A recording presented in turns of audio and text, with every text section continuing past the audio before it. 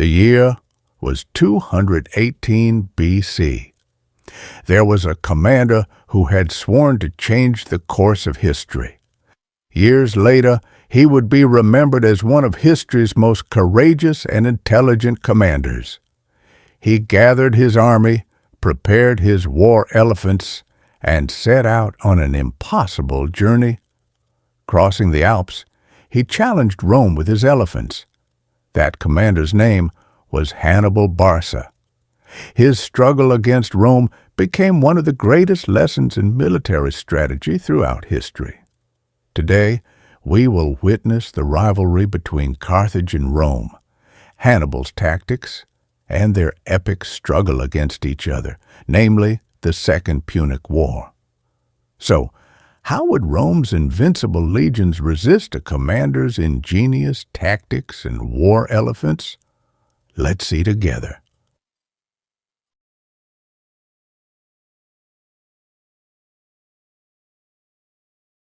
In the 3rd century BC, there were two superpowers in the Mediterranean, Rome and Carthage.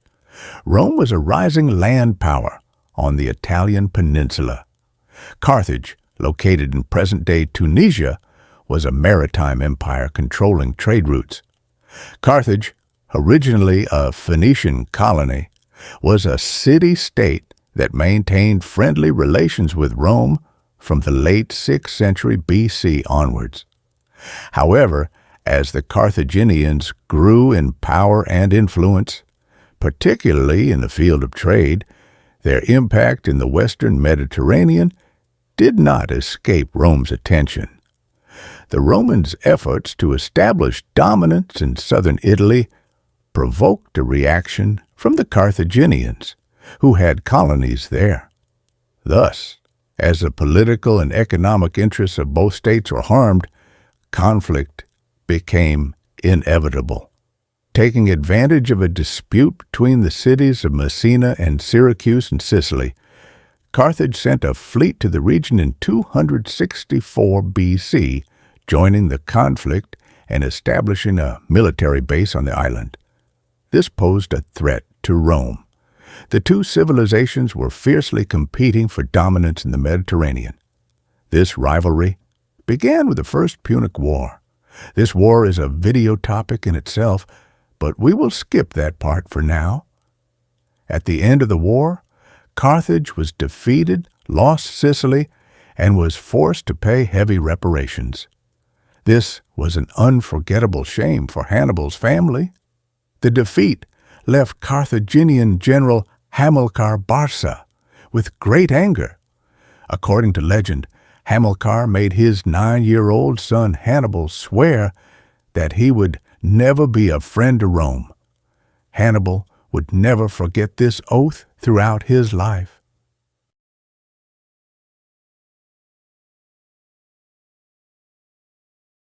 Hannibal, the young general of Carthage, was determined to bring Rome to its knees. Having sworn an oath to his father Hamilcar, he had harbored a grudge against Rome since childhood. Hannibal devised a bold plan to attack Rome. Instead of going via the Mediterranean Sea, he would attack by land, from where the enemy least expected it. He gathered his army, including war elephants, and led nearly 50,000 soldiers across the Pyrenees Mountains. Rome moved to expel Carthage from its colonies in Spain, but Hannibal would respond with an unexpected move. He would cross the Alps with his army. It was one of the craziest military journeys in history. In 218 BC, Hannibal set out from the Iberian Peninsula with nearly 50,000 soldiers, 37 elephants, and thousands of horses. When he reached the Alps, he encountered snow, ice, and wild tribes. The real challenge awaited them. His army suffered casualties from the cold and tribal attacks, but Hannibal had no intention of giving up and crossed the Alps. Historians say this journey was an example of incredible military genius and determination.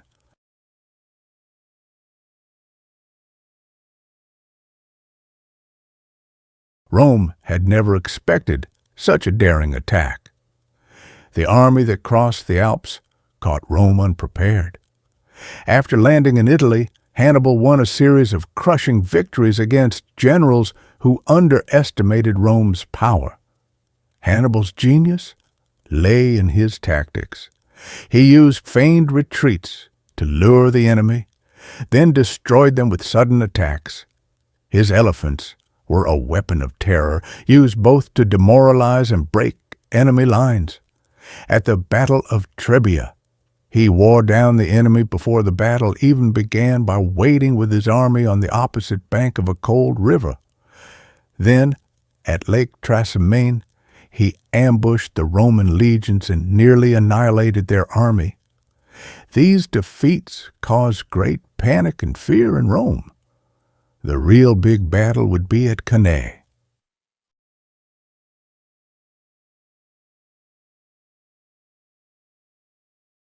Hannibal's true masterpiece was the Battle of Cannae in 216 BC. Rome had assembled a massive army of approximately 80,000 men under the command of 2 consuls to win this battle. This number was nearly double that of the Carthaginian army. Faced with this overwhelming numerical superiority, Hannibal devised a brilliant tactic, the encirclement tactic. Hannibal deliberately withdrew his central forces, drawing the Roman legions inward. The Roman soldiers advanced in a drunken state of victory, becoming increasingly trapped as they advanced. Carthaginian cavalry surrounded the enemy from behind, trapping the Roman army in a complete circle. Tens of thousands of Roman soldiers, with nowhere to flee, were slaughtered in just a few hours. Over 50,000 Roman soldiers died in a single day. Cannae was a catastrophe for Rome, but it also immortalized Hannibal's name as one of history's greatest tactical victories. The Battle of Cannae went down in history as one of the greatest tactical victories in military history.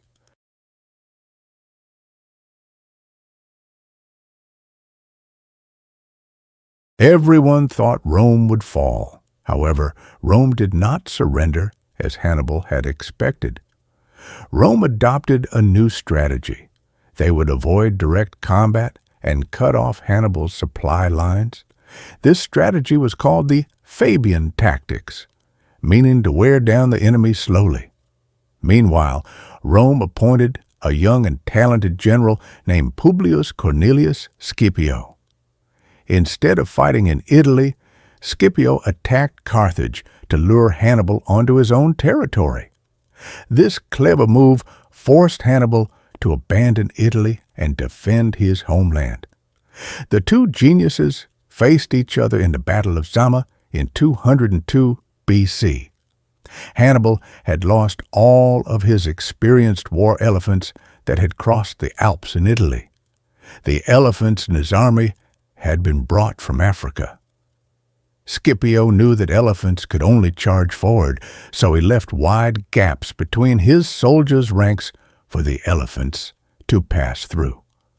This tactic would work.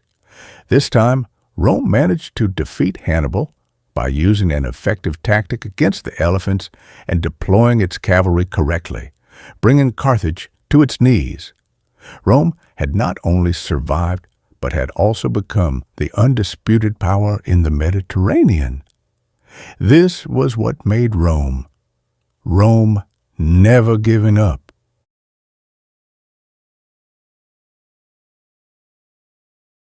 Hannibal did not defeat Rome, but he taught Rome the greatest lesson in its history. He showed that legions were not invincible, and that strategy and genius were more important than numerical superiority. Rome emerged from this war stronger and more experienced.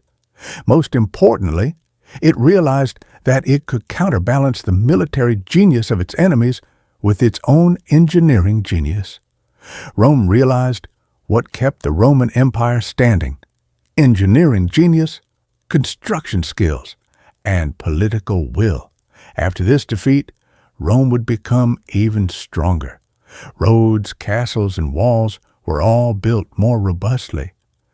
This struggle between Hannibal and Rome remains one of history's greatest lessons in strategy.